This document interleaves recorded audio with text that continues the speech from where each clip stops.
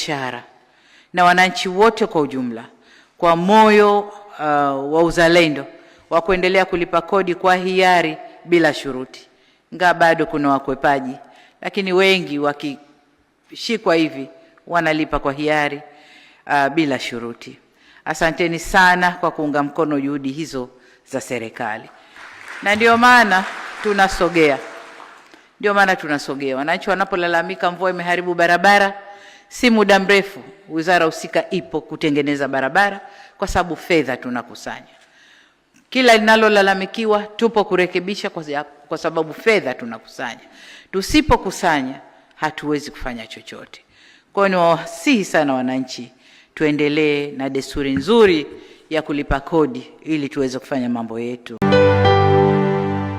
Wanawake Media, kimbilio la wanawake.